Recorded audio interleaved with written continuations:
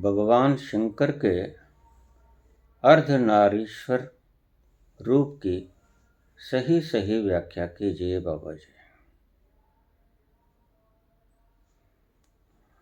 अर्धनारीश्वर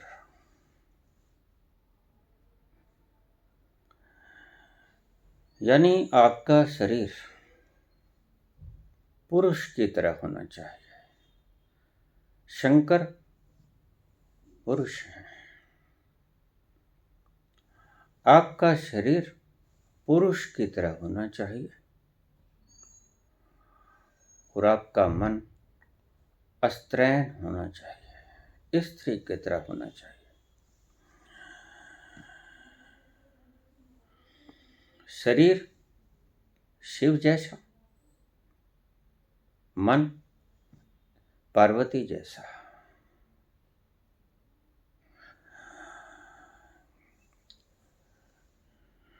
मन पार्वती जैसा,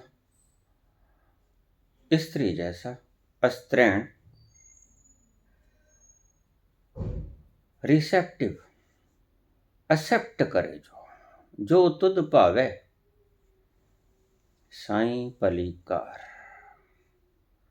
मन अस्त्रैण,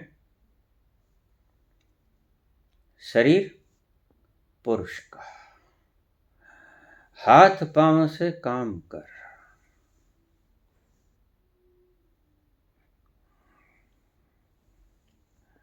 मन जो भी कुछ हो,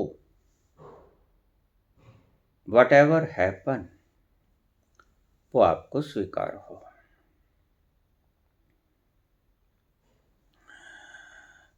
और शरीर श्रम युक्त हो। पुरुष का शरीर हाथ पांव ते काम कर, चीत नरंजन नाल। मन ईश्वर के साथ उसकी रजा में चले, शरीर काम करे, श्रम करे। अर्धनारीश्वर का कुल यही मतलब था कि आपका शरीर पुरुष की तरह हो। कोई प्रहार हो जाए तो ज्यादा चिंता न करे, सह ले उसको। मन अस्त्रैण, जो कुछ घटता है घटने दो। स्त्री ठहराव का दूसरा नाम है, पुरुष बहाव का दूसरा नाम है। पुरुष अटैकिंग प्रवृत्ति का है, स्त्री डिफेंडेंट है। पुरुष आक्रामक है, स्त्री स्वीकार भाव से भरी हुई है। वैज्ञानिक ढंग से भी अगर देखा जाए तो पुरुष, शिव एक पुरुष है और शिव का ही ये अवतार है अर्धनारीश्वर। लेकिन पुरुष 2 क्रोमोसोम्स से बना है, 2 types of chromosomes, X and Y. X ठहराव का नाम है,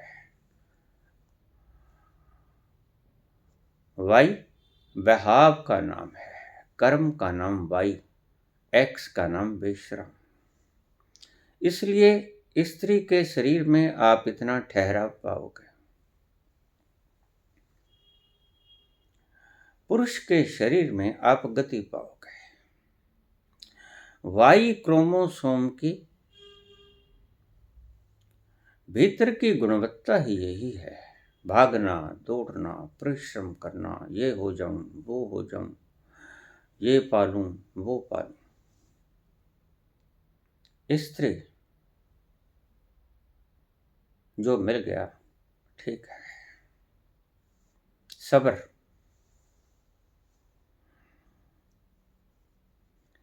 इसलिए पुरुष स्त्री की तरफ खींचा चला जाता है, क्योंकि वो भागता हुआ क्रोमोसोम, ठहराव के क्रोमोसोम को अच्छा लगता है। ठहराव का क्रोमोसोम एक्स भागते हुए क्रोमोसोम वाई को अच्छा लगता है, इसलिए खींचा चला जाता है। स्त्री के ठहराव के कारण पुरुष अटैक करता है। स्त्री निमंत्रण भेजती है लेकिन अटैक नहीं करती। स्त्री स्वीकार करती है, अटैक को स्वीकार करती है। पुरुष अटैक को स्वीकार नहीं करता, अटैक करता है। इसलिए विपरीत का आकर्षण है।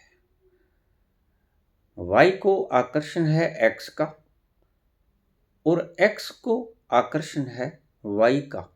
इसलिए स्त्रियों को पुरुष भाते हैं कि वो गति करते हैं। जितना गतिमान पुरुष होगा स्त्री को उतना ही भाएगा, और जितनी ठहराव युक्त स्त्री होगी पुरुष को उतने ही भाएगी। सीधी सीधी व्याख्या। प्रकृति ने भी दो क्रोमोसोम के मिलान के साथ पुरुष का निर्माण किया। एक्स ठहराव, वाई गति युक्त।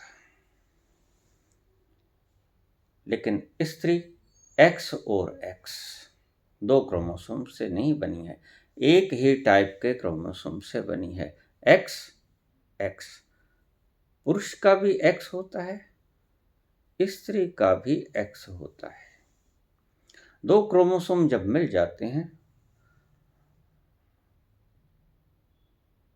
तो बेबी गर्ल पैदा होती है। दो एक्स। स्त्री के भीतर तो वाई होता ही नहीं, क्योंकि वाई हो तो वो भी गतिशील हो जाए। हम आज स्त्री को गतिशील बनाने की चेष्टा कर रहे हैं, लेकिन ये प्रयास हमारा खिचड़ी बनाने जैसा होगा। शुद्धता ना रह पाएगी स्त्री के भीतर अगर उसमें वाई मिल जाए। अस्त्रैण स्वभाव शुद्ध अस्त्रैण स्वभाव ही होना चाहिए। भक्ति की तरफ भी अगर गए बहुत से व्यक्ति पुरुष, चैतन्य महाप्रभु नाचे लेकिन मीरा जैसा नहीं नाच पाए। राधा जो नाची चैतन्य वैसा नहीं नाच पाए। नाचे, मन अस्त्रैण था,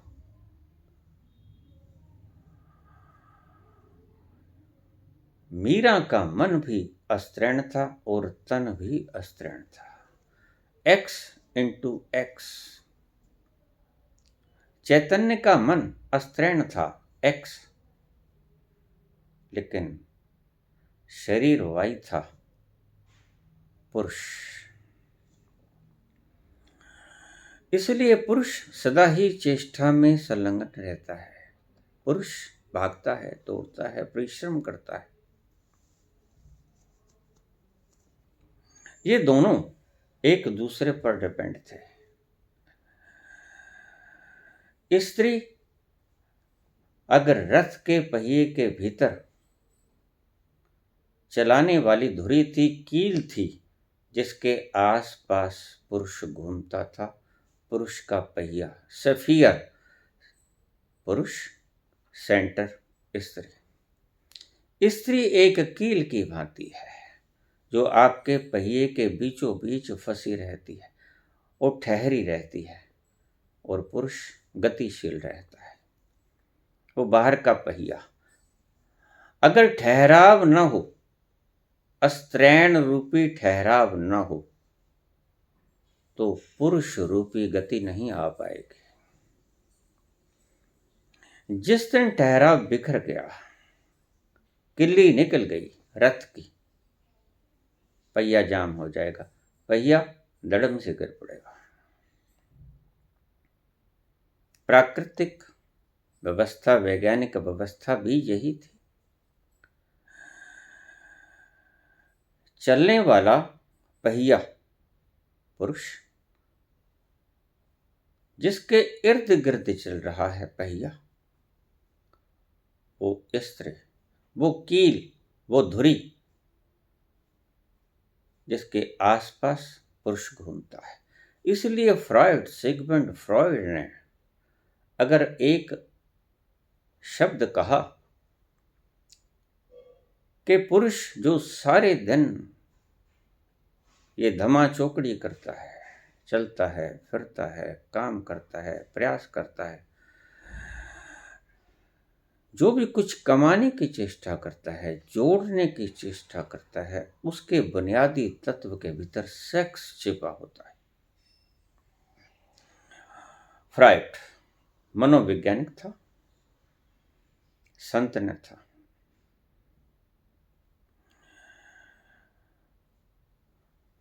मन के भीतर जाकर मन की व्यवस्था को अगर टटोला जाएगा तो पूर्ण मन की व्यवस्था को देखने से वंचित रह जाएगा। संत बड़ा साइकोलॉजिस्ट है, साइकोलॉजिस्ट का भी साइकोलॉजिस्ट है, फादर ऑफ साइकोलॉजी, क्योंकि संत मन से पार हो जाता है और जिस चीज से हम पार होंगे उसको बहुत अच्छी तरह से देख पाएंगे। जिस चीज के हम परिपूर्ण साक्षी हो गए उसकी गतिविधि को पूर्णतया निहार पाएंगे, पूर्णतया निहार पाने में सक्षम हो जाएंगे। अर्धनारीश्वर का कुल इतना ही मतलब था कि आपका शरीर तो काम करे, पुरुष की भांति प्रयास करे, परिश्रम करे, लेकिन आपका मन ठहर जाए, उस किल्ली की तरह ठहर जाए जो स्त्री की तरह स्थायी होती है। फ्रॉइड ने जो खोज की वो अधूरी है, क्योंकि किसी भी चीज को पूर्ण परिपूर्ण रूप से देखने के लिए उससे दूरी होना आवश्यक है। व्यक्ति मुक्त क्यों नहीं हो पाता? क्योंकि वह अपनी इंद्रियों से दूरी बना के नहीं देख पाता, चिपका रहता है, और जब तक चिपका रहेगा तब तक दूरी ना रहेगी। आप अपनी आंखों के बिल्कुल करीब जिस चीज को पढ़ना हो बिल्कुल आंखों के साथ लगा लो, कुछ ना पढ़ पाओगे। इसलिए आंखें अपने आप को नहीं देख पाती। आंखों को आंखें देखने के लिए अपनी ही दूसरे का सहारा लेना पड़ता है। मिरर, दर्पण होना चाहिए, दूरी होनी चाहिए दूसरे को देखने के लिए। तो मिरर का उपयोग करेगा, फिर उसे अपनी ही आंखें दिखाई पड़ेगी।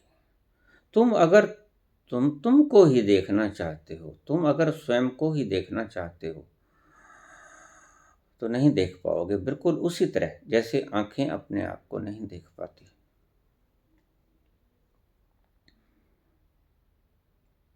बहुत से व्यक्ति प्रश्न कर देते हैं आस्तिक हूं या नास्तिक। मैं उन्हें नास्तिक ही मानता हूं। बहुत बार मैं ये बात कह चुका हूं कि जब तक तुम प्रश्न पूछे जाओगे, तुम चाहे अपने आप को माने जाओ आस्तिक या नास्तिक, रहोगे तुम नास्तिक।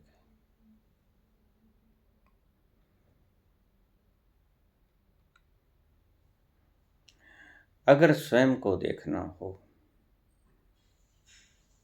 दूसरे की आवश्यकता पड़ेगी।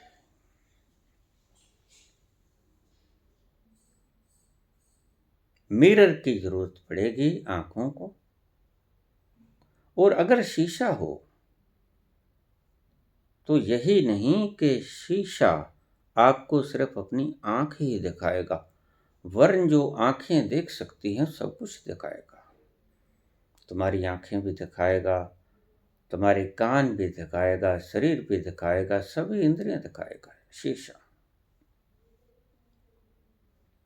दूरी जरूर, अगर तुम अपनी आंखों को देखना चाहते हो तो दूरी आवश्यक है। आंखें अगर कहें कि मैं कौन हूं, तो आंखें कभी खुद को ना देख पाएंगी। आंखों को मैं कौन हूं पता करने के लिए दूसरी चीज की आवश्यकता पड़ेगी, और वो है मिरर। मिरर का अर्थ जो दिखाने में भी योग्य है कि तुम कौन हो, और जो तुमसे दूरी भी बना के रहता है। मिरर को भी अगर आंख के बिल्कुल साथ चिपका लोगे तो तुम्हें मिरर भी नहीं दिखेगा।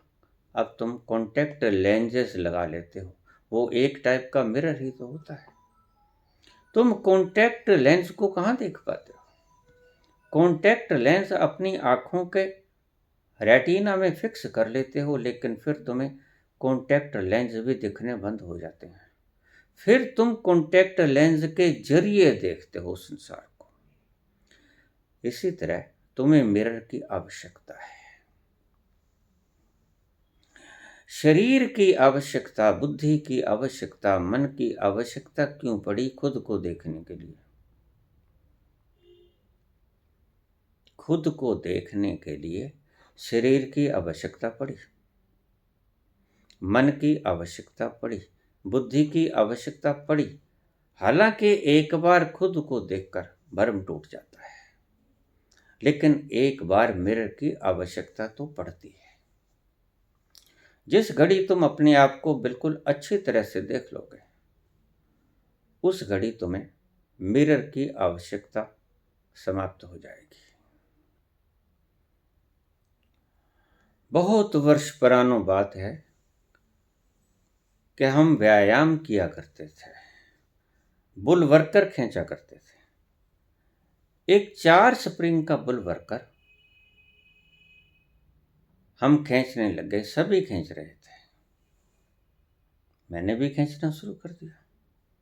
अचानक मन में क्या तूफान आया कि इसको देखें ये कहाँ तक खींचा जा सकता है। तो हाथों से तो सारा पूरा बुल वर्कर नहीं खींचा जा सकता, 4 स्प्रिंग, बड़े बड़े स्प्रिंग। तो मैंने एक हिस्सा बुल वर्कर का खूंटी पर टांग दिया और उसको दोनों हाथों से दूसरे हिस्से को खींचने लग गया। पांव मैंने दीवार के साथ लगा लिए।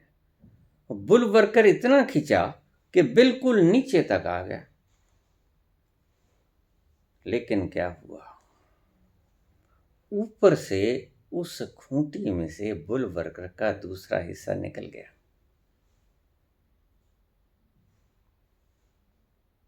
और मेरे माथे पर, आंख पर आकर लगा। जैसे ही मेरी आंख पर आकर लगा, मुझे दिखाई पड़ना बंद हो गया।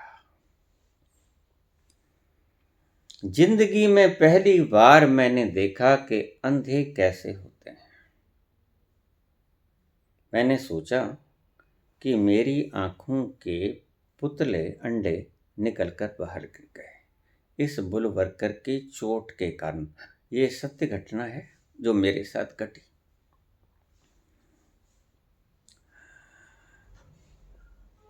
वहां पर जो मेरे साथ गए थे लोग, उन्होंने देखा कि वो मुझे भैया कहा करते थे। भैया क्या हो गया? मैंने कहा मेरी आंख गिर गई, नीचे गिर गई। मुझे घबराहट नहीं हुई, जरा भी घबराहट नहीं हुई। दिखना बिल्कुल बंद था, अंधा हो गया हूं। और मैंने नीचे धरती के ऊपर अपनी आंख के डेलों को तलाशना शुरू कर दिया। नीचे हाथ देख रहा हूं, टो रहा हूं कि मेरे डेले कहां गिरे।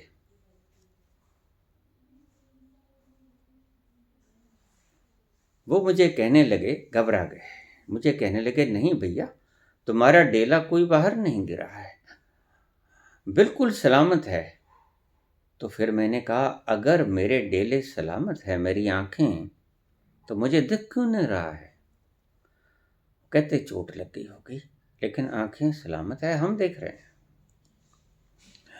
दिख रहा था उनको, मुझे नहीं दिख रहा था। मैं फिर ढूंढता रहा। मुझे उनकी बातों पर यकीन ही नहीं आया, क्योंकि यकीन आए भी कैसे? आंखें हों तो दिखना भी चाहिए, थोड़ी सी झोल तो पड़े। और चोट लग गई अगर एक आंख को, तो दूसरी आंख से देखना क्यों बंद हुआ? बिना घबराहट मैंने नीचे टटोलना जारी रखा, और वो मेरी इस हरकत से दुखी हुए। उन्हें समझ आ गया कि इसे दिखाई पड़ना बंद हो गया, इसके गहरी चोट लगी है।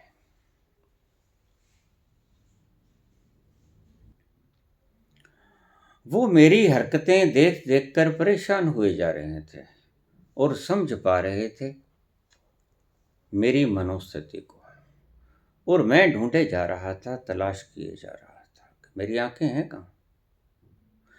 अगर आंखें होती तो दिखाई ना पड़ता। यही तुम्हारी हालत है। अगर ईश्वर होता तो दिखाई ना पड़ता। मैंने सोचा अगर आंखें होती तो दिखाई ना पड़ता। ये कहते हैं कि नहीं, आंखें गिरी नहीं। मैं कहता हूं कि मुझे पहले दिखाई पड़ता था, अब दिखाई पड़ना बंद हो गया। आंखें नीचे गिर गई मेरी। मैं ढूंढता रहा, टटोलता रहा नीचे। सारा संसार अंधेरा, बिल्कुल अंधेरा।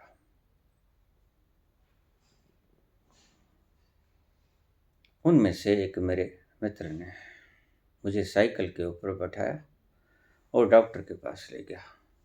मुझे कोई पता नहीं कहाँ से ले जा रहा है, रास्ते का कोई पता नहीं। हमारे जहाँ एक डॉक्टर के पास ले गया। डॉक्टर ने मायना किया, अपनी दूरबीन लगा के देखा। कहता रेटिना बिल्कुल सलामत है, कुछ नहीं हुआ। पट्टी बांध दी, दवाई दे दी, दवाई लेते रहो, ठीक हो जाओगे। मेरा तर्क बिल्कुल ठीक है, उनका तर्क भी बिल्कुल ठीक है। उन्हें आंखें नजर आ रही हैं, डॉक्टर को आंखें नजर आ रही हैं। मेरा तर्क बिल्कुल ठीक है, क्योंकि मेरा अनुभव बिल्कुल ठीक है। आंखों से दिखाई पड़ता है। अगर मेरे आंखें हैं तो दिखाई क्यों नहीं पड़ता? आपकी भी तर्क बिल्कुल ठीक है। लेकिन मैं ये कहता हूं कि आंखें होने के बावजूद भी आंखों को दिखाई तो पड़ता है, लेकिन आंखें खुद को नहीं देख पाती। तो तुम्हारी मौजूदगी से तुम सारा संसार तो निहार लेते हो, लेकिन तुम्हारी मौजूदगी तुम्हें दिखाई नहीं पड़ती। तुम्हारा अस्तित्व स्वयं को नहीं देख पाता। जैसे तुम्हारी आंखें तुम्हारी आंखों को नहीं देख पाती। स्वयं को देखने के लिए, तुम्हारे अस्तित्व को देखने के लिए दूसरे की जरूरत पड़ी। इसलिए मन और शरीर का निर्माण किया गया। बुद्धि, मन और शरीर का निर्माण इसीलिए किया गया कि दूसरे की आवश्यकता पड़ती है। जब हाथ हिलेगा तो अगर हम होश में होंगे तो हमें पता चलेगा कि यह हाथ मैंने। अगर हाथ कट जाएगा, हाथ के कटने के बावजूद हम अपने आप में जर्रा भी कमी नहीं पाएंगे। अंधों को अपने भीतर कोई कमी नजर नहीं आती। सब परिपूर्ण होता है, सिर्फ देख नहीं पाते। पांव कट जाएंगे, हाथ कट जाएंगे, कुछ भी शरीर का अंग कट जाए, जरा भी मालूम नहीं पड़ता कि हम में कोई कमी बेशी आ गई। मैं घर चला गया। मेरा तर्क बिल्कुल ठीक था, नास्तिकों की तरह। आंखें हैं तो दिखाई क्यों नहीं पड़ता? आंखें हैं, दिखाई नहीं पड़ता। आंखें जख्मी हैं। आंखों में ब्लड की सप्लाई कहीं रुक गई थी। ब्रेन पर आघात लगा था। आंखों की सप्लाई अवरुद्ध हो गई थी। वो बुलवर्कर का हिस्सा बड़े जोर से कनपटी के ऊपर लगा था। मैं चला गया और मित्र मुझे घर छोड़ गए। माता ने पूछा क्या हो गया? मैंने कहा ये कहते हैं ऐसा कुछ हुआ, बुलवर्कर खींच रहा था, ये कहते हैं कि तुम्हारी आंख नहीं गिरी। मैं कहता हूं मेरी आंख वहीं गिर गई। तो माता कहती नहीं, आंख तुम्हारी है, तुम फिक्र मत करो। फिक्र तो मुझे नहीं था। फिक्र होता तो मैं चिल्लाता, हाय मेरी आंख, हाय मेरी रोशनी। लेकिन मुझे चिंता नहीं हुई। आंखें नहीं हैं, संसार दिखना बंद हो गया। लेकिन मैंने तुरंत ही एक्सेप्ट कर लिया कि ठीक, अगर आंखें नहीं रहेंगी तो अंधों की तरह गुजर बसर कर लेंगे। अंधे भी तो गुजर बसर करते हैं, जीवन जीते हैं। लेकिन दूसरों की बात के आंखें हैं, डॉक्टर कहता आंखें हैं, माता कहती आंखें हैं, मित्र कहते आंखें हैं, मुझे दिखता नहीं, मैं क्या करूं? सारे शास्त्र कहते हैं ईश्वर है, सारे संत कहते हैं ईश्वर है, सारे ज्ञानी कहते हैं ईश्वर है। लेकिन तुम कहते हो कि ईश्वर नहीं है। ईश्वर धर्म एक अफीम की तरह है, मार्क्स कहते हैं। बिल्कुल ठीक कहते हैं, बिल्कुल ठीक कहते हैं। उन्हें नास्तिकता का कोई शौक नहीं है। नीत्शे को नास्तिकता का कोई शौक नहीं है। माओ को नास्तिकता का कोई शौक नहीं है। वे क्यों कहते हैं कि ईश्वर नहीं है? जैसे मैं कहता था कि आंखें नहीं, जब मुझे नजर नहीं आता, उनके पैमाने पर ईश्वर की जो डेफिनेशन होनी चाहिए वो फिट नहीं बैठती। कहते कि अगर ईश्वर है तो व्यवस्था ऐसी नहीं होनी चाहिए।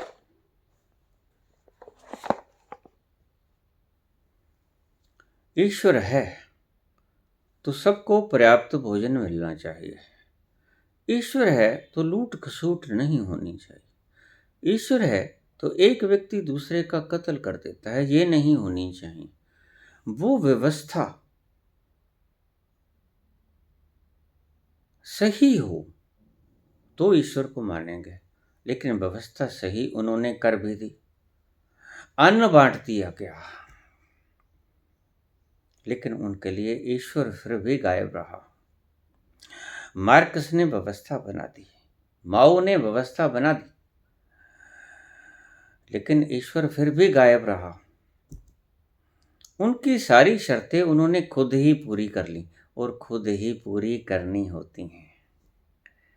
ईश्वर ने सामग्री पैदा कर दी। आप जानते हैं, यह अकेला मनुष्य है। हमारे सभी संत कहते हैं कि मानव देह बड़ी दुर्लभ है। क्यों? क्योंकि बाकी सभी योनियों में मैं कौन हूं इसको जानने के संयंत्र नहीं है, इसको जानने के मिरर्स नहीं है। सिर्फ मनुष्य की ही शरीर की संरचना ऐसी है जो कि ये जानने में समर्थ है।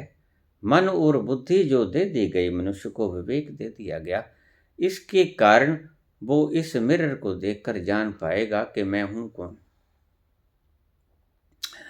अन्यथा जो वो नहीं है उसको मैं मानता रहेगा। बाकी की सभी योनियां, पशु योनियां, पक्षी योनियां, जल में जो रहती हैं, उनमें सोचने की या निर्णय करने की इतनी क्षमता नहीं जितनी क्षमता चाहिए। ईश्वर को तराशने में, खुद को देखने में। तुम अगर कहते हो, नीत्शे अगर कहते हैं, मार्कस अगर कहते हैं, लेनिन कहते हैं, तो ठीक कहते हैं। जिस दिन मैं उस दिन ठीक कह रहा था, मुझे नहीं दिख रहा था। नहीं दिखने का अर्थ जिसके द्वारा देखा जाता है वो नहीं है, आंखें नहीं। लेकिन आंखें जब थी, जब भी मेरी आंखें मेरी आंखों को कब देख रही थी? नहीं देख पाती थी। हमेशा ही आंखों को देखने के लिए मिरर की आवश्यकता पड़ती है।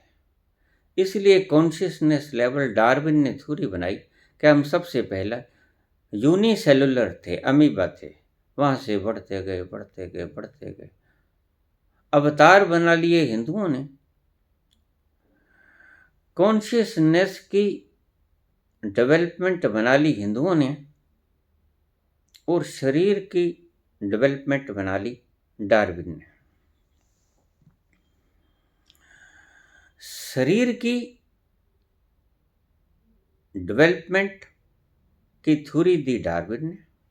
उससे बहुत अनंत वर्षों पहले चेतना की डेवलपमेंट सनातन धर्म ने खोज ली थी। मत्स्य अवतार, कूर्म अवतार, वराह अवतार, ये सारे अवतार चेतना की कॉन्शियसनेस पर है। ये उत्तरोत्तर बढ़ती चली जाती है। कॉन्शियसनेस लेवल जो मत्स्य में है उससे ज़्यादा कूर्म में है, जो कूर्म में है उससे ज़्यादा वराह में है, उससे आगे आगे फिर मनुष्य भी आया तो क्रोधी मनुष्य आया। लेकिन क्रोध भी नहीं होना चाहिए, अवतार में क्रोध भी नहीं होना चाहिए। इतना क्रोध नहीं होना चाहिए कि 21 बार पृथ्वी को क्षत्रियों से विहीन कर दे, जो लड़ता ही रहे सारी उम्र।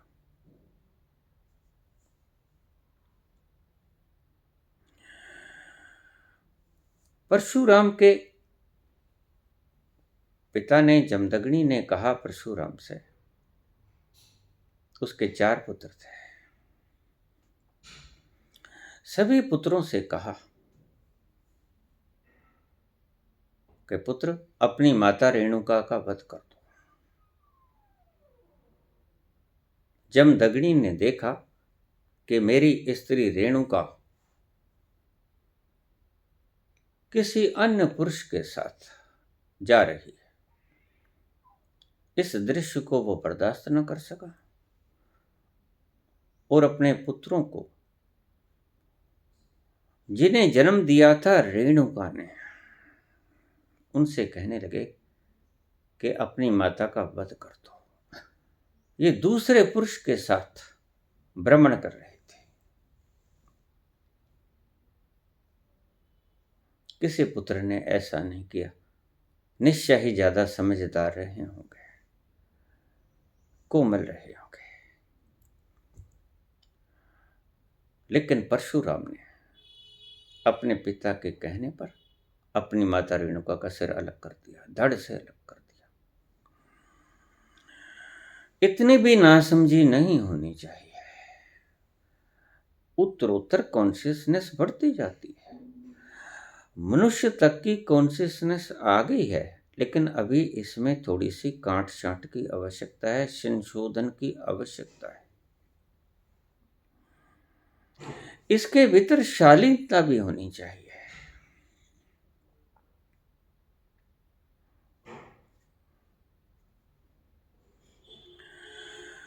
ठगी का मनुष्य होकर ठगी का प्रपंच भी नहीं रखना चाहिए।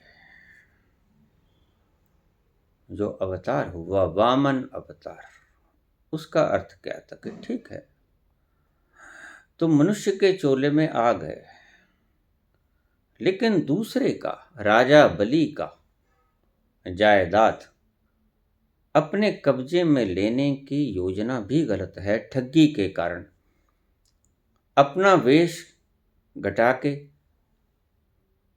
वामन अवतार बना लिया, गिट्टकू ब्राह्मण।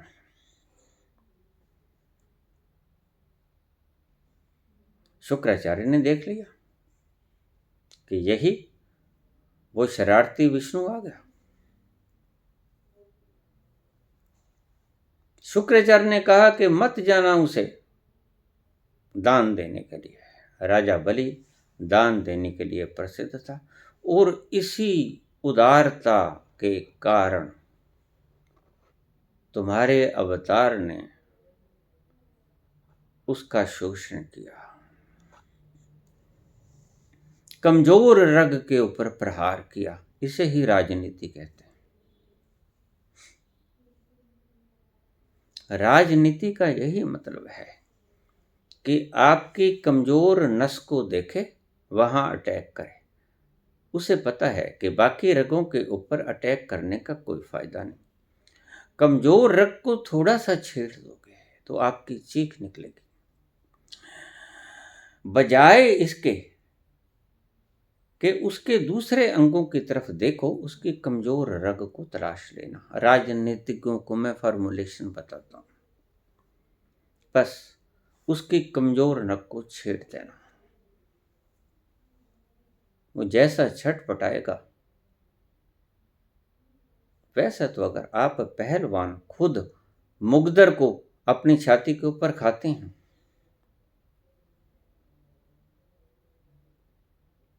जो पहलवान है वो दंड बैठक लगाकर अपनी छाती, अपनी पीठ के ऊपर मुगदर जो होता है उसकी चोट पहुंचाती है कि मेरी छाती के ऊपर प्रहार करो।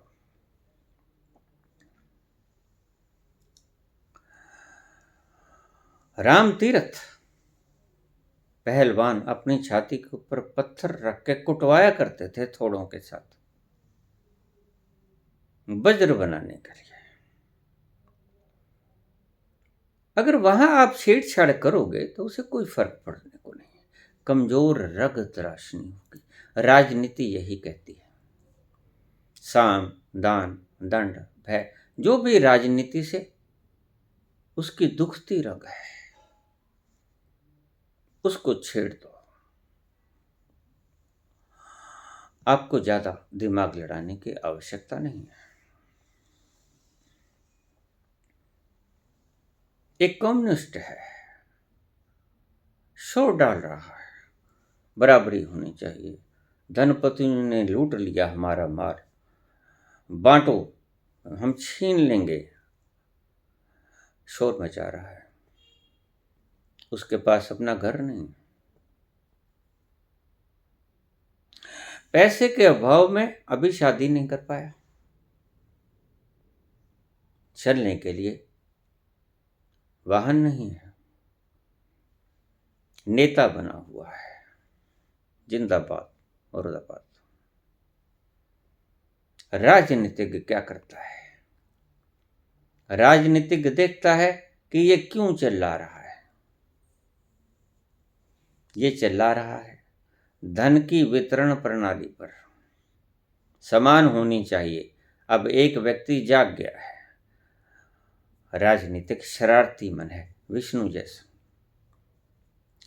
अब उसने उसको चुप कराना है। चुप करके उसके घर जाएगा, ये लो 10-5 करोड़ रुपया, ये बंगला, ये लड़की शादी करवा देते हैं, ये लो कार रोल्स रॉयस। अपना मुंह बंद करो, सुबह उसका मुंह बंद हो जाएगा। राजनीतिक व्यवस्था थी, ऐसे ही मुख बंद कर दिए गए।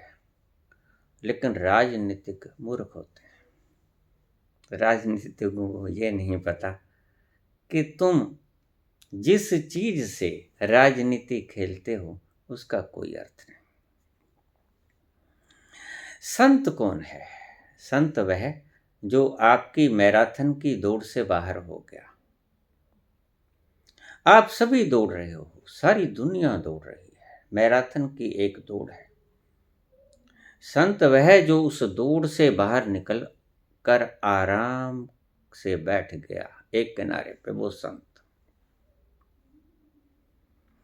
आप और संत और असंत की पहचान भी कर सकते हो इन सूत्रों के द्वारा। मुझे अक्सर लोग पूछ लेते हैं कि संत की पहचान कैसे करें, लक्षण क्या है। यही लक्षण है।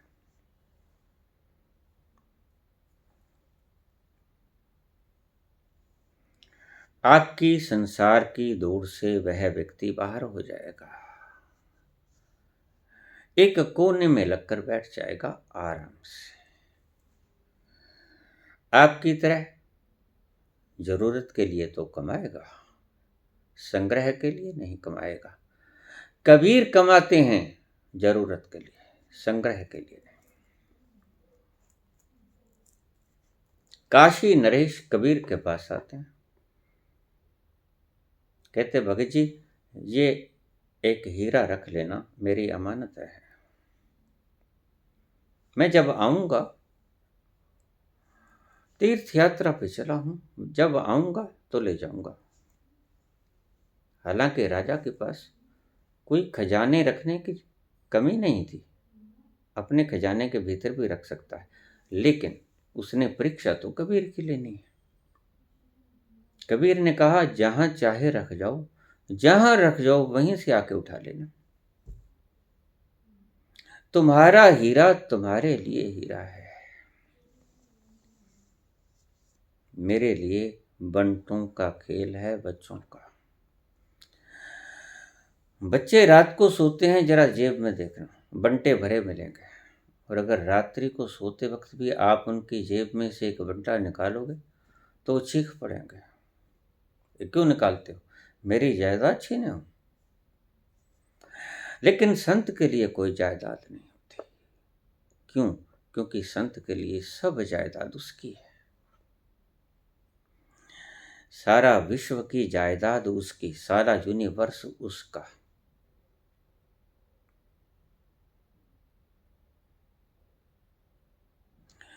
तो राजा बलि को ठगने के लिए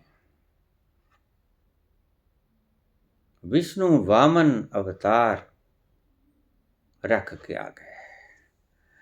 इतनी कॉन्शियसनेस नीचे भी नहीं होनी चाहिए, ये ठीक नहीं है। दूसरे की प्रॉपर्टी को षड्यंत्र पूर्वक हड़प लेना भी अभी कॉन्शियसनेस का लेवल पूरा नहीं आया, अवतार में थोड़ी कमी रह गई। इससे आगे के अवतार भी अभी होने हैं, अभी पूरी डेवलपमेंट नहीं हुई, अभी कॉन्शियसनेस लेवल कमजोर है। वामन अवतार राजा बलि की दान की भीतरी करुणापूर्वक अवस्था को षड्यंत्र पूर्वक लाभ उठा लेना, गलत तरीके से और उसकी जायदाद पर कब्जा कर लेना, सब कुछ मांग लिया। 3 पग जमीन, हालांकि ऐसा हुआ नहीं, सब गर्भ हैं, आपको भी पता है। इतना कितनी फरलांग होगी आदमी में, चाहे वो विष्णु ही क्यों ना हो, कि वो 2 फरलांग से सारा कुछ यूनिवर्स नाप ले और फिर कहे कि हाँ बताओ 3 पग जमीन मैंने मांगी थी, तीसरी कहाँ रखूं। और राजा बलि ने अपना सिर कर दिया कि भगवान यहां रखो। मैं कहता हूं कि भगवान विष्णु से ज्यादा समझदार, ज्यादा कॉन्शियस वाला व्यक्ति राजा बलि रहा होगा। ये न बद्धो बलि राजा, आज बलि का गुणगान होता है। बलि धस गया, लेकिन ये षड्यंत्र पूर्ण हमें एक इंडिकेशन दी गई थी। चेतना अगर इस तल पर आ गई, तुम में अगर इतनी बुद्धि और चेतना आ गई, तो दूसरों का माल शरारत पूर्ण हड़प करना भी पाप है। अभी अवतार पूर्ण नहीं हुआ। फिर परशुराम, माता का सिर काट दिया। उसके पिता जमदग्नि की हत्या कर दी गई और उसने जाके सहस्त्रबाहु को मार दिया। बदले की भावना, रिवेंज, यहां भी अभी ठीक नहीं रहेगा। अभी तप की आवश्यकता है। इसलिए भगवान राम ने परशुराम का घमंड तोड़ के उसे कहा कि जाओ महेंद्रा पर्वत पर जाके तप करो। यानी अभी कॉन्शियसनेस लेवल कमजोर है तुम्हारा, अभी कॉन्शियसनेस लेवल को बढ़ाओ, अभी कम है। उसके बाद आए भगवान राम। भगवान राम त्याग की मूर्ति, और भगवान राम हमारे हृदय सम्राट हैं।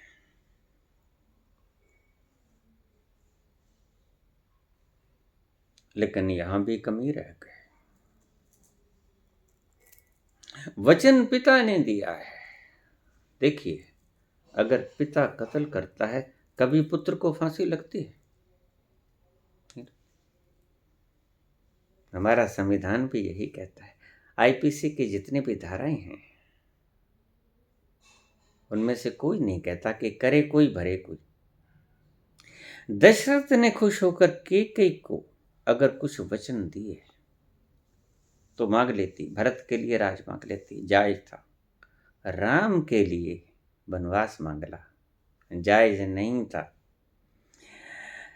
जो वश में था, दशरथ ने कहा था तुम मांग लेना मेरे से जो मेरा खुद का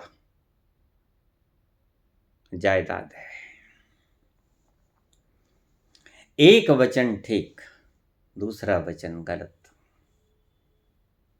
और लक्ष्मण वहां ठीक था। तो दशरथ कह रहा है,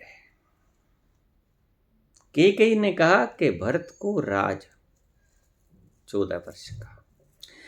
उस वक्त एक प्रथा थी कि अगर राजा 14 वर्ष के लिए अपने राज्य से बाहर हो जाए तो उसके बाद वो राज्य करने के योग्य नहीं समझा जाएगा। इस प्रथा का लाभ उठाते हुए कैकेयी ने ये शर्त रखी, ये मांग रखी कि 14 वर्ष के लिए। 14 वर्ष ही क्यों? क्योंकि 14 वर्ष का ही कानून था कि अगर कोई राजा अपने राज्य से 14 वर्ष के लिए बाहर रहता है तो वो राज्य के अधिकारी नहीं रह जाता, फिर जो राजा है वो ही राजा रहेगा।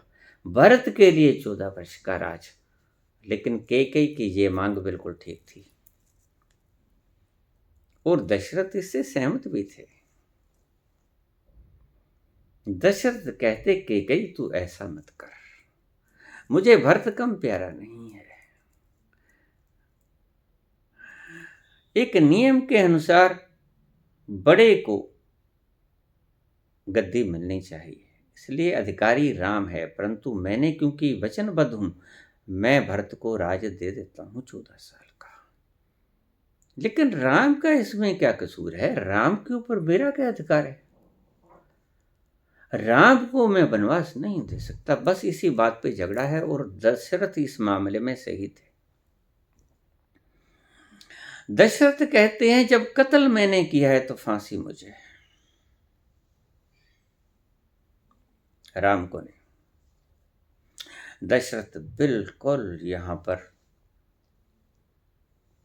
सुंदर न्यायकारी राजा की प्रस्तुतिकरण दे रहे हैं। कैकेयी गलत है। कैकेयी वो डिमांड कर रही है जो कि उसके अधिकार क्षेत्र में आती ही नहीं। दशरथ के अधिकार क्षेत्र में ये डिमांड नहीं आती पूरी करने। अपने जीवन पर उसका अधिकार है, अपनी संपत्ति पर उसका अधिकार है, लेकिन दूसरे के जीवन और संपत्ति के ऊपर उसका अधिकार नहीं है। राम राजा ना बने, उसने कहा भरत को मैं 14 साल का राज दे देता हूं। राम भी यहां रहे, भरत भी यहां रहे, भरत राज करे, और राम को तो जरूरत भी नहीं। राम राज मांगता भी नहीं, मैं उसे अच्छी तरह जानता हूं। कैकेयी तो मान जा। लेकिन कैकेयी को विश्वास नहीं था, क्योंकि उसे पता था राम के साथ लक्ष्मण जाएंगे, सीता जाएगी, ये चले जाएंगे, सब कांटे निकल जाएंगे, मैं महारानी बन के रहूंगी। उसने कहा मुझे ये मंजूर नहीं, भरत का राज तो चाहिए ही चाहिए, राम का वनवास भी चाहिए।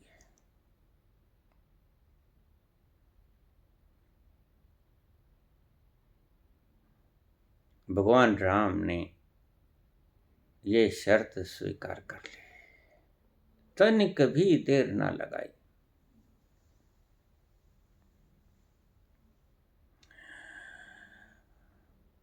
जमदग्नि के कहने से परशुराम ने हत्या कर दी और दशरथ ने नहीं कहा कि मत जाओ राम, आखिर तक विरलाप में रोते गए। उसकी आत्मा को ये सहन ही नहीं हुआ कि इसका कसूर क्या है, क्यों जाए ये वनवास में। अगर वचन दिए मैंने दिए, खुश होकर दिए।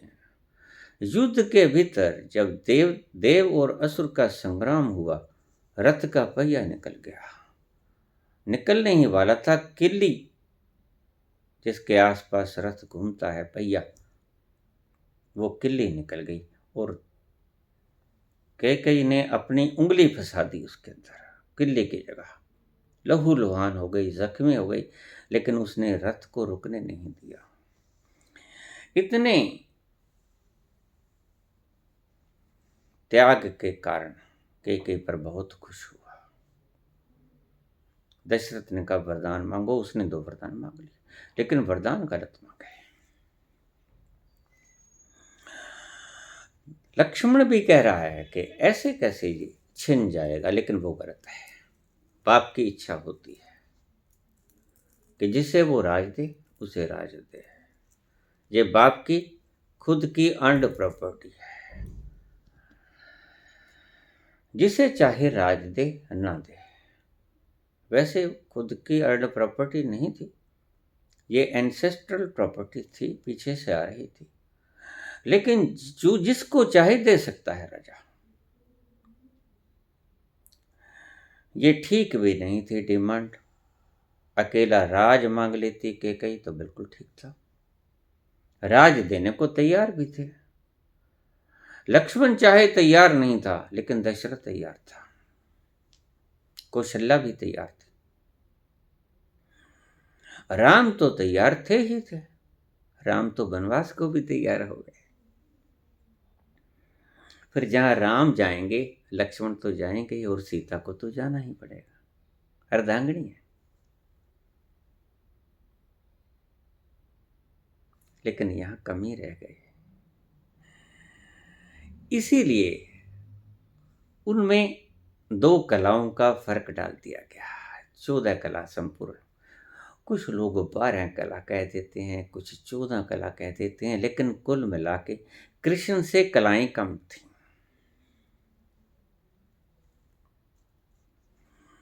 राम को बेईमानी करनी नहीं आती,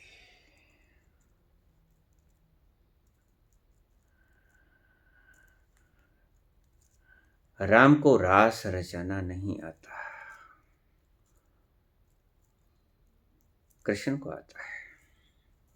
कृष्ण मजे से रास रचा सकते हैं। ये 1-2 कलाएं जो राम नहीं कर सकते थे, कृष्ण ने पूरी कर दी।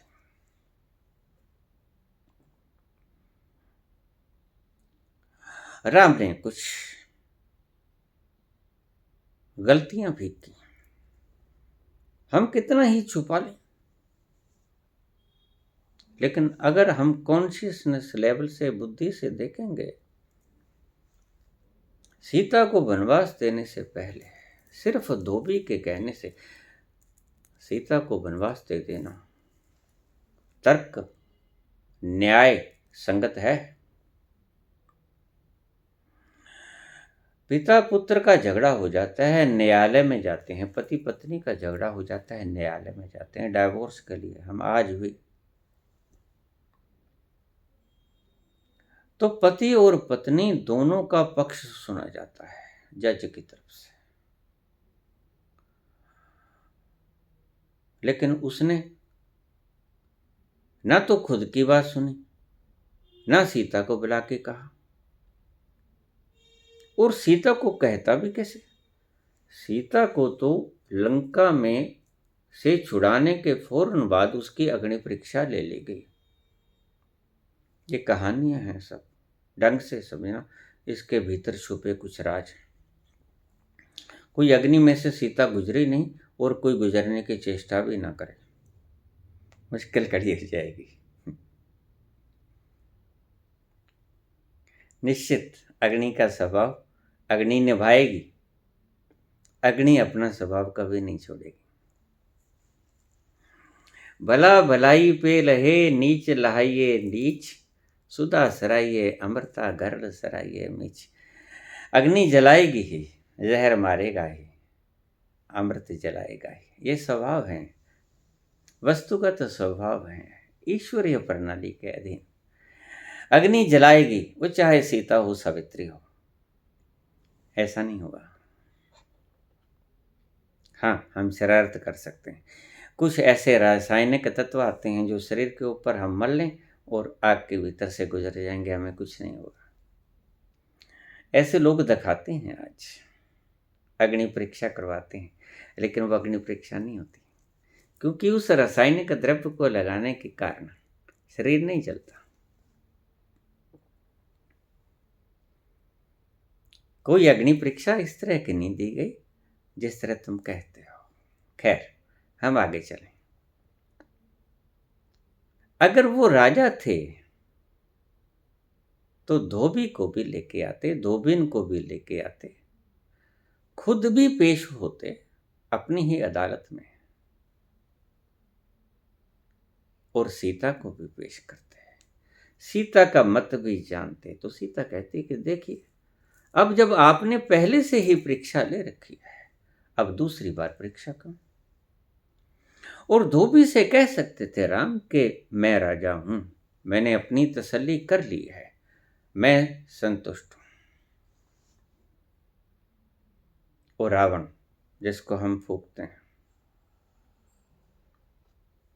अगर उसने सीता का शील भंग किया होता,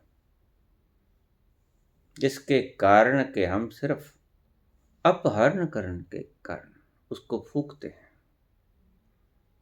उसने सीता को छुआ तक नहीं। दुश्मन की स्त्री को अशोक वाटिका में, जहां उसको कोई शोक न हो, ऐसी वाटिका के भीतर, उपवन के भीतर रखा, सबसे सुंदरतम जगह लंका की। सीता को कोई शोक नहीं था। शोक यानी गम, यानी कमी। सेविकाएं थी उसके पास, सभी कुछ था, राम नहीं थे। और जिसके पास राम नहीं होते उसके पास तो कुछ भी नहीं आता। इसके पास राम आ गए, उसके पास सर्वस्व आ गया। रावण बहुत समझदार और दुराचारी नहीं था, सदाचारी था। दुराचारी होता तो तुम्हारी सीता ना बचती। ढंग से समझ लेना, कहानी है। राम दुराचारी तो थे ही नहीं, एक स्त्री के साथ ही विवाह किया। कृष्ण दुराचार नामक आपका पाखंड मानते ही नहीं, एक कला ज्यादा, इसको कला कह दिया गया। तब तब उन पुरुषों ने उसे बदमाशी कहा था। आज हम इसको कला गिनते हैं, निपुणता, क्वालिफिकेशन।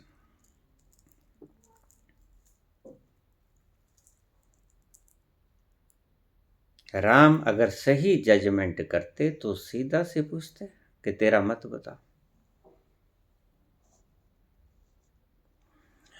और उससे पूछते धोबी से कि तुम्हारे पास प्रमाण प्रमाण तो देना ही पड़ता है।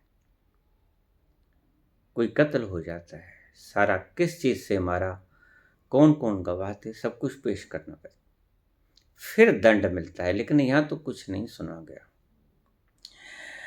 सीता की परीक्षा लेने के बाद भी अगर कोई राजा अपनी ही स्त्री को गर्भ अवस्था के भीतर, पेट में 2 बच्चे हैं, ठंडी रात बिना वस्त्र भूषण दिए घर से निकाल दे, वनों में छोड़ दे,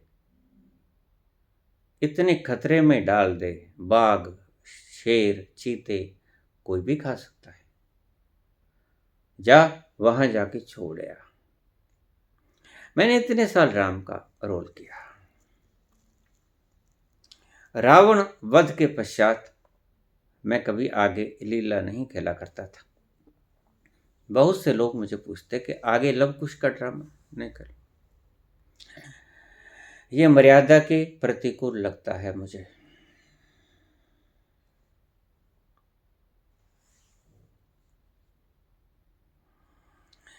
झुकना भी आखिर इतना नहीं, मेरा झुकना और तेरा खुदा हो जाना इतना भी अच्छा नहीं होता बड़ा हो जाना।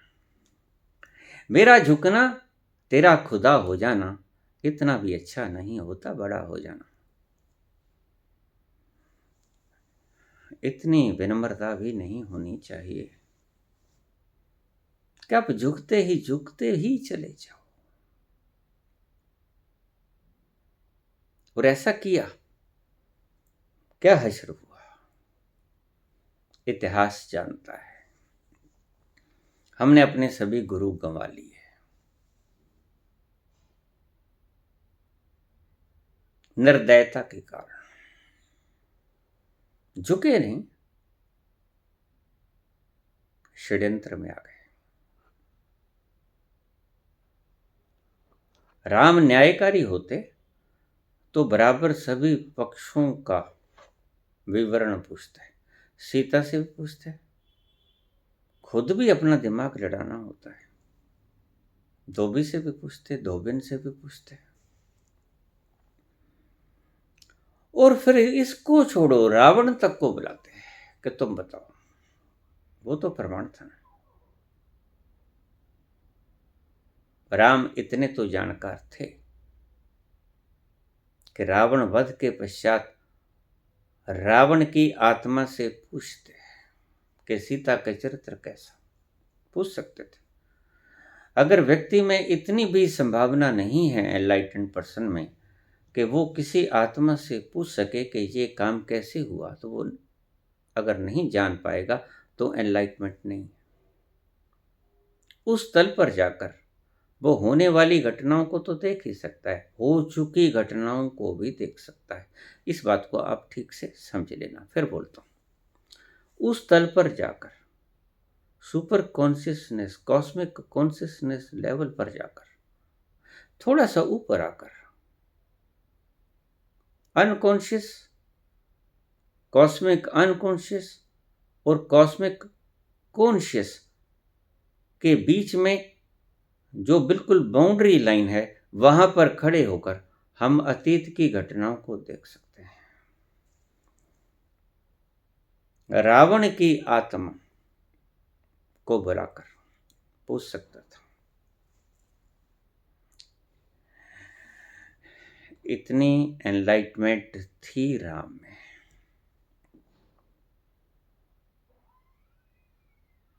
लेकिन नहीं, उन्होंने बिना कुछ किसी का पक्ष सुने सिर्फ एक सीआईडी रिपोर्ट के ऊपर अपने बच्चों को, और सीता को नहीं, सिर्फ अपने बच्चों को भी उसने वनवास दे दिया, बेदर्दी के साथ। ये क्या कहती है, हम चाहे कहानियां कुछ भी बना लें, लेकिन ये कहती हैं कि अगर परशुराम जैसा क्रोध न हो तो राम जैसा अपने ही पत्नी के प्रति क्रूरता का व्यवहार नहीं होना चाहिए। उस क्रूरता से तंग आकर सीता ने मां धरणी से कहा कि मुझे संभाले अपने भीतर। वो दुखी हो चुकी थी, त्रस्त हो गई थी राम के कारण। बेकसूर को वनवास, बेकसूर को राजा की पुत्री, राजा की धर्मपत्नी, दो वीर पुत्रों की जननी अकेली कैसे पाले? आश्रम के भरोसे। इतना दुख जितना सीता ने सहा, राम ने कभी नहीं सहा। राम सोते हैं चटाई पे, सीता सोती है चटाई पे, लेकिन राम महलों की चटाई पे सोते हैं, सीता आश्रम की चटाई पे सोती है। राम सोते हैं चटाई पे, लेकिन अपनी ही जायदाद की, अपने ही महल के भीतर। सीता सोती है चटाई पे, लेकिन दूसरों की जायदाद पे चटाई बिछा के। जबकि उसका अधिकार था, राजा की पुत्री थी, राजा की धर्मपत्नी थी। यहां राम चूक गए मेरी दृष्टि में। सनातन धर्म बड़ा समझदार था, बड़ी बारीकी से उसने अध्ययन करके सारे तथ्य प्रकट किए। अगर क्रोधी न हो परशुराम जैसा, कॉन्शियसनेस अभी बाकी हो बढ़ने को, तो राम के ऊपर आ जाओ, परशुराम से राम। लेकिन फिर क्रोध से, व्यवहार क्रूरतापूर्ण हो, अपनी ही स्त्री के लिए प्रेम पूर्वक व्यवहार होना चाहिए, पक्षपाती रवैया नहीं होना चाहिए, बिल्कुल एक पक्षीय फैसला। धोबी की बात को कहते ही स्वीकार कर लिया गया। बुद्धि से सोचेंगे बुद्धिमान पुरुष, समझ में आएगी। सीता का पक्ष नहीं जाना गया,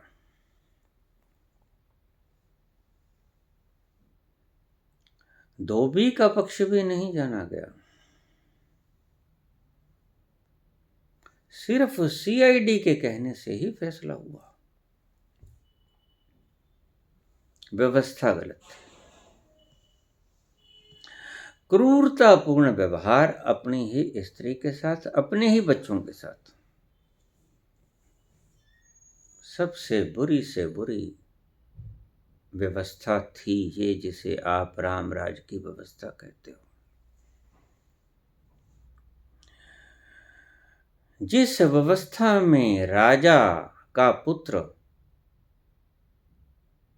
अन्याय से ग्रसित हो जाए, जिस व्यवस्था में राजा की स्त्री अन्याय से ग्रसित हो जाए,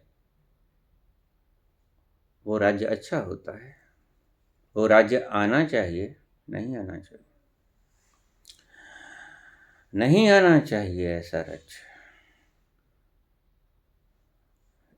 स्त्री जब कहती है कि न्याय हो, हम अदालत में जाते हैं, स्त्री कहती है कि न्याय होना चाहिए, मैं इस चीज से त्रस्त हूं।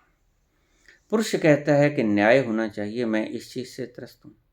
सोचता है, जज फैसला देता है कि तलाक होना चाहिए, नहीं होना चाहिए, क्या होना चाहिए, क्या नहीं होना चाहिए। लेकिन कुछ ना सोचा गया। ये फैसला बेदर्दी भरा फैसला था, कोई दर्द नहीं था, अपनों के प्रति कोई भावना नहीं थी। जानते थे राम कि सीता के गर्भ में बच्चे पल रहे हैं, अपने ही बच्चों के साथ जन्म से पहले ही अन्याय कर देना, ये राज तुम्हें अच्छा लगता है क्या? मुझे अच्छा नहीं लगता।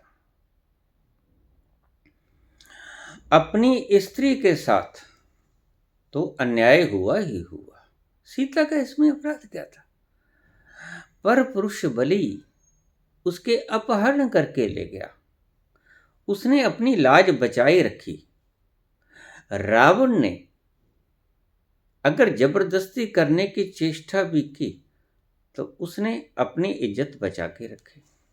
क्या पाप किया? फिर उसने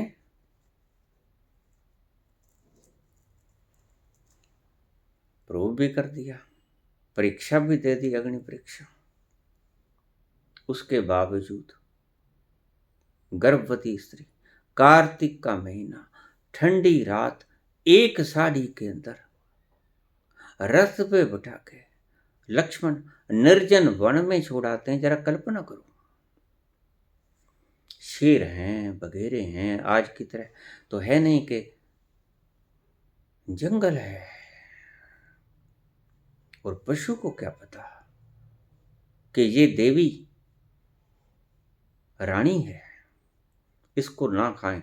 पशु को कुछ पता नहीं, पशु के भीतर इतनी कॉन्शियसनेस नहीं होता।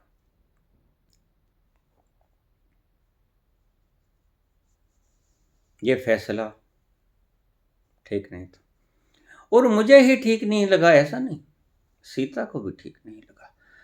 सीता इस फैसले से खुश होती तो लव कुश को अपने पिता को सौंपकर धरती में समाहित ना होती।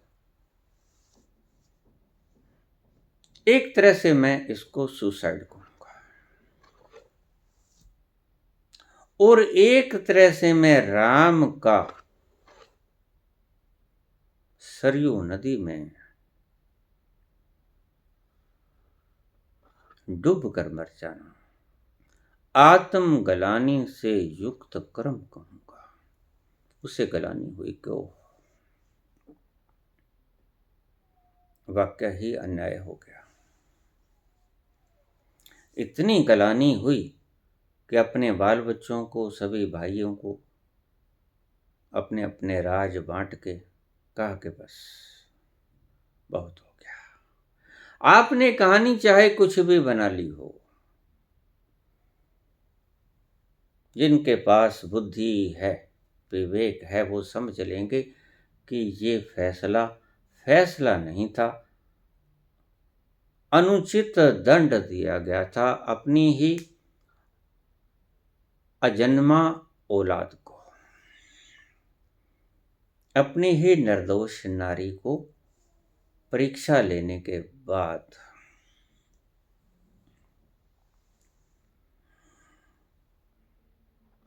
लव कुश का इसमें क्या कसूर था, जो अभी जन्मे ही नहीं था। तुम सभी तरह के तर्क दे दो, सभी तरह के तर्क तुम दे दोगे, मुझे पता है, श्रद्धा के नाम पर,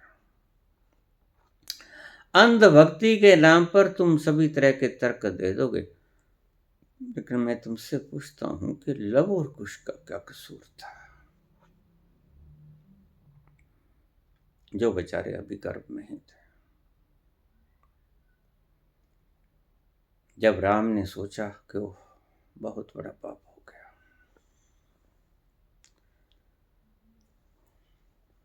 आप कितना ही जल समाधि कहो, मैं इसे सुसाइड कहूंगा।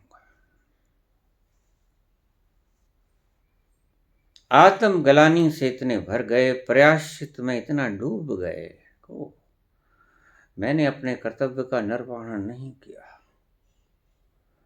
मैं राजा था, मुझे सभी के पक्ष जांचकर ही फैसला देना चाहिए था। जब मैं प्रजा के फैसले सब कुछ देखकर करता हूं, मैंने ये ठीक नहीं किया। उसकी आत्मा उसको कचोटती होगी, रातों भर नींद नहीं आती होगी, क्योंकि आत्मा भीतर, मैंने पहले कहा, हमारे भीतर इतना ईमानदार तत्व बैठा है जिसे हम ईश्वर कहते हैं। वो हमारी कोई भी गलती का पूर्ण साक्षी है। राजा हो या रंक, सभी की आत्मा परमात्मा है और सभी के कर्मों को अच्छी तरह से निहारती है और सभी को उचित दंड देती है, उचित मुआवजा, पुरस्कार और उचित दंड। राम ऐसे नहीं है कि राम के भीतर परमात्मा नहीं है, नहीं, राम भी ऐसे मानव है, महामानव है, पुरुषोत्तम है, गलतियां होती हैं, लेकिन ध्यान रखना, छोटे मनुष्य या जो कर्म ही नहीं करते उनसे गलतियां होती हैं। महान पुरुष और जो महान काम करते हैं उससे जब गलतियां होंगी तो महान ही होंगी। जो महान गलतियां करे वो महान पुरुष। महान पुरुषों को महान काम करने के लिए कई बार महान गलतियां भी करनी पड़ती हैं या हो जाती हैं। इस सारे प्रसंग से क्या हुआ? इस सारे प्रसंग से सब कुछ लुट पिट गया। कैकेयी को भरत ने त्याग दिया। जब भी कैकेयी महारानी कहलाने के शौक में अपने पुत्र को राज दरबार के बीच में ना बैठा देखकर बाहर झोंपड़ी के भीतर, वन के भीतर एक नंदी ग्राम में छोटी सी झोंपड़ी, टेंट, तंबू लगा के लेटता, वहीं से राजकाम के काम चलाता। और जब रानी कैकेयी, माता कैकेयी भरत से मिलने जाती तो भरत उसने कभी मां नहीं कहा। भरत सदा ही कहता, महारानी क्या आज्ञा है, मुझे बुला लिया होता।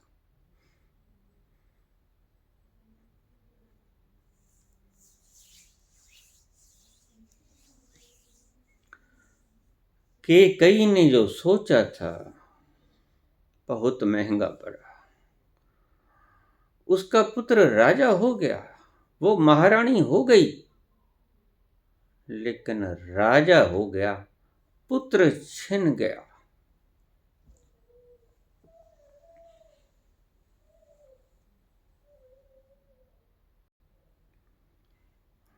कैकेयी कहती भरत से कि एक बार मां कह दे। भरत कहते, नहीं माता, नहीं कहूंगा, महारानी ही कहूंगा। तूने महारानी बनना चाहा, मैंने मंजूर किया। अब तू माता ना रही, तू महारानी हो गई। और कैकेयी गड़गड़ाती कि भरत एक बार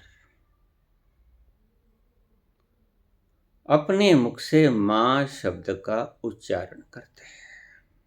नहीं चाहिए मुझे कुछ, राज नहीं चाहिए। उसने कहा, माता वक्त गुजर गया,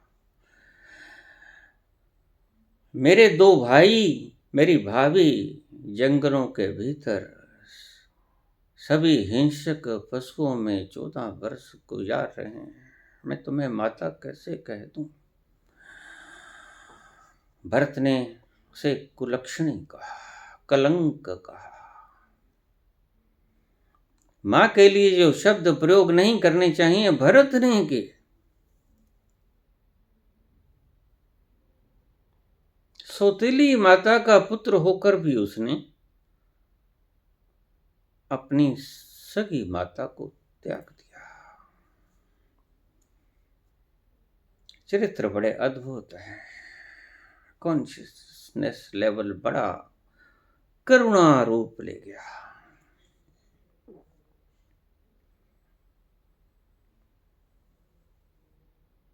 लेकिन राम गलती खा गए। अभी भी हिंदू कहते हैं कि राम अधूरे हैं, 14 कला संपूर्ण है। अभी 2 कलाओं की शेषता बाकी है, अभी 2 कलाएं और चाहिए। निर्णय की क्षमता भी चाहिए। ऐसे राजा के लिए दंड देना उचित नहीं। अपराध के बिना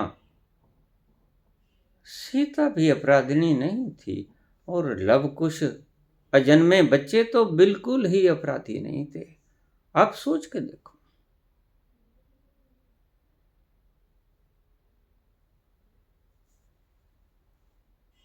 उनको दंड का है जो भी जन्मे ही नहीं, और फिर कोई परवाह नहीं की। कहाँ गई कहाँ नहीं गई, कोई राशन नहीं भेजा, कोई खाने को नहीं भेजा, कोई इंतजामात नहीं किए, जाति को गर्म कंबल भी नहीं दिया कि ये शॉल ले जा, गर्म सर्दी है, कार्तिक माह की ठंड है,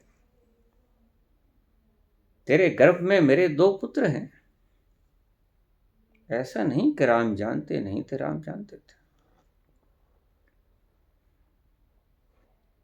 राम विरलाप कर रहे हैं, हा सीता हे सीता कहाँ हो। ऐसा नहीं कि वो जानते नहीं, विरलाप कर रहे हैं। पार्वती को शंका हुई, शंकर से बोली, भगवान मुझे इस व्यक्ति के ऊपर संदेह हो गया। क्यों प्रिय? ऐसा क्षुद्र मानव की तरह संताप कर रहा है। मुझे विश्वास उठ गया, मेरी श्रद्धा भंग हो गई। लेकिन शिव तो सब कुछ जानते थे। नहीं देवी, मेरे ऊपर से तो श्रद्धा भंग नहीं हुई। मैं जब कहता हूं मान ले, ये अवतार हैं, मान ले। नहीं, नहीं मानी त्रियाहट।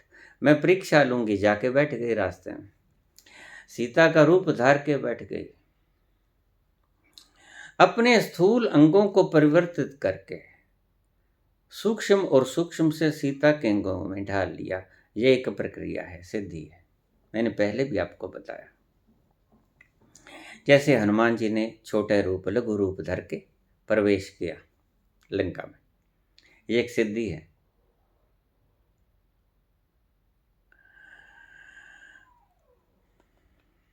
बैठ गई। राम चिल्लाते आ रहे हैं, हा सीता हे मेरी प्यारी, हे गोदावरी के नदी के जल, तूने मेरी प्रिय सीता तो नहीं देखी। ए भंवरे, तू फूल फूल पे सैर करता है, तूने वो सुगंध दायिनी सीता कहीं देखी तो नहीं? वृक्षों से पूछते हैं, यहां से गुजरी पत्तों, पेड़ों, हवाओं, तुम जिस दिशा में आए, सीता को छू कर तो नहीं आई? मुझे बताओ। विरलाप करते करते पागलों की तरह विक्षिप्त अवस्था में पहुंचे। आगे सीता के रूप में पार्वती। जब देखा पार्वती ने राम की तरफ, राम ने पार्वती की तरफ देखा, तो हाथ जोड़कर नमन किया, माता मेरे आराध्य शिव को कहाँ छोड़ आई? साथ क्यों नहीं? वो कभी तुम्हारे से अलग नहीं होते, आज उनको साथ लेकर क्यों नहीं? माता तू अकेली क्यों यहां निर्जन वन में क्या कर रही है?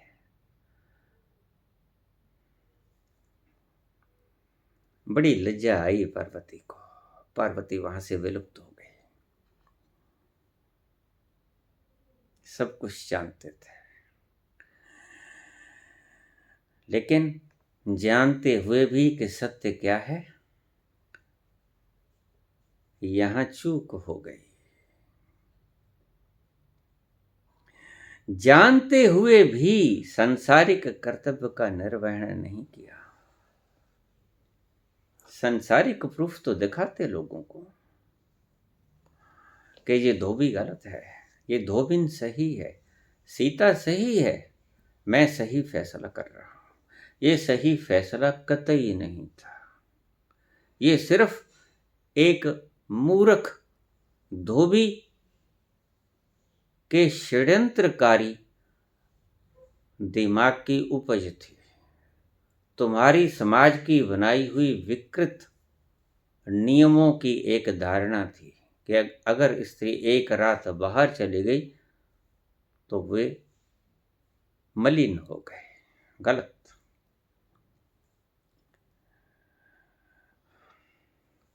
इस मूर्खता ने बड़ा कहर उठाया। भगवान राम तक इसकी लपेट में ले लिए गए, लेकिन उससे आगे की कॉन्शियसनेस बाकी थी।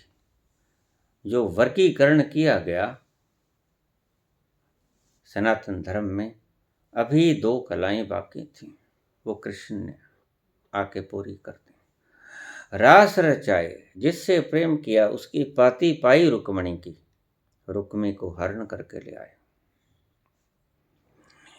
जब हरण करके ले जा रहे थे तो रुक्मणी ने कहा कि कृष्ण ठहरो, रथ को मैं चलाऊंगी, नहीं तो लोग कहेंगे कि तुम मुझे अपहृत करके ले जा रहे हो। मेरे घर वाले ही कहेंगे। रथ मैं चलाऊंगी, मैंने तुम्हें अपहृत किया है, मैंने तुम्हें चुराया है। जिसने सभी को चुरा लिया।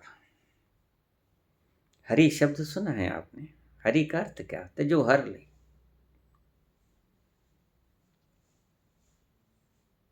जिसने सबको हर लिया, उसको मैं हर के ले जा रही हूं। लोग देखें, मेरे घर के भी देखें कि तुमने मेरा अपहरण नहीं किया, मैंने तुम्हारा अपहरण किया।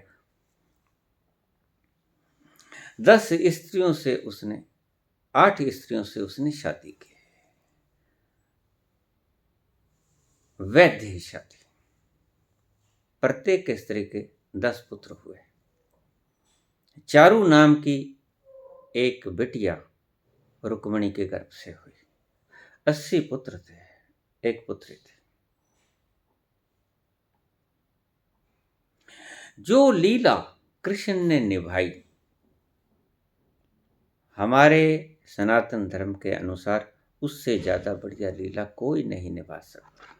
उससे ज्यादा कॉन्शियसनेस लेवल का दी एंड।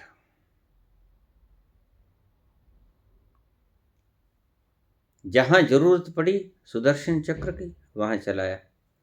जहां जरूरत पड़ी अधर्म का नाश करने की, वहां किया। जहां जरूरत पड़ी प्रेम को दिखाने की, बड़ा रास रचाया। 12 वर्ष तक गोकुल में प्रेम की बारिश होती थी, अमृत के। और इतना दयालु हृदय, विनम्र हृदय इतना कठोर भी हो सकता है कि अपने ही मामा की हत्या करता है। सभी रूप दिखे, न्याय का रूप भी दिखा, करुणा का रूप भी दिखा, क्रोध का रूप भी दिखा, सभी रूप दिखाए। इसलिए हम इसको 16 कला संपूर्ण कहते हैं। कृष्ण अवतार पे आके समाप्त हो गई। अब आगे और अवतार बताया उन्होंने। कल की अवतार।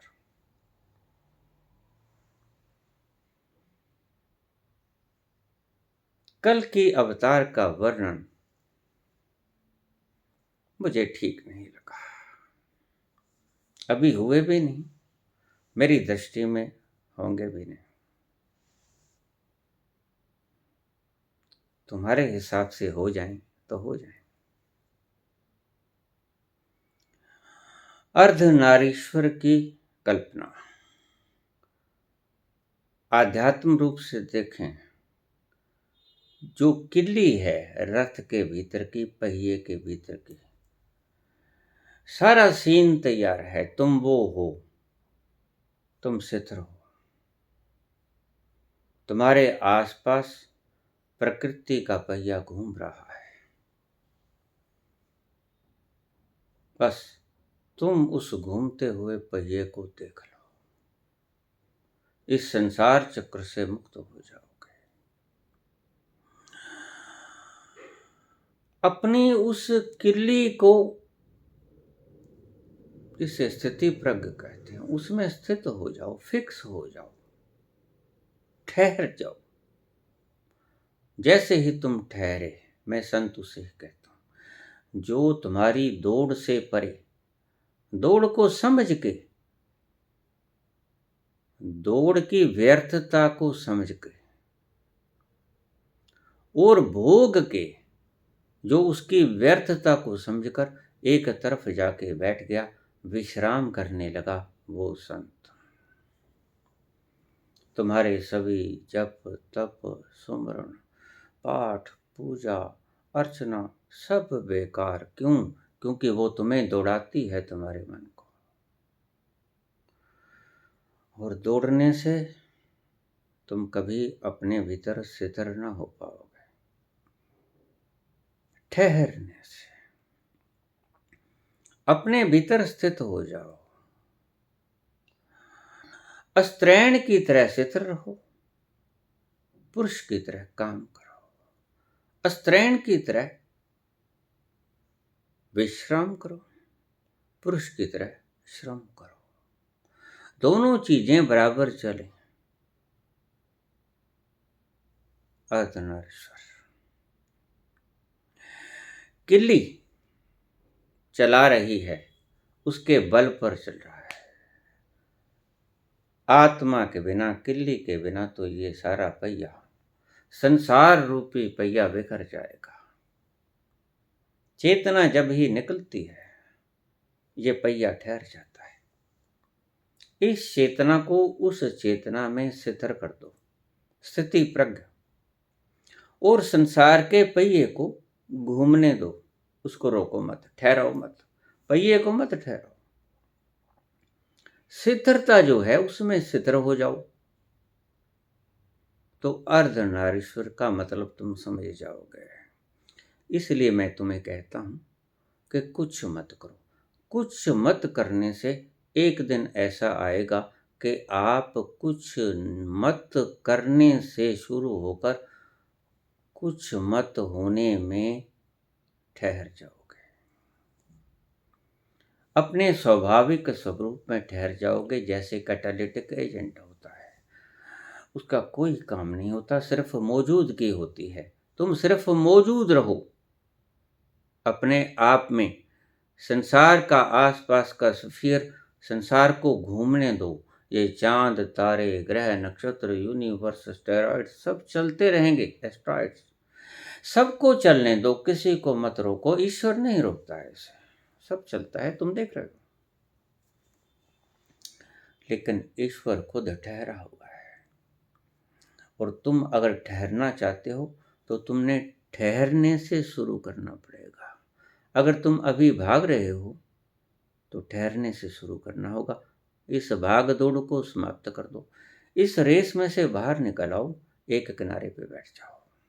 उसे ही मैं संत कहता हूँ, जो तुम्हारी संसार की भाग दौड़ से मुक्त होके बाहर जाके बैठ गया और अपनी ही चलती हुई प्रकृति की मैराथन को देखता रहा,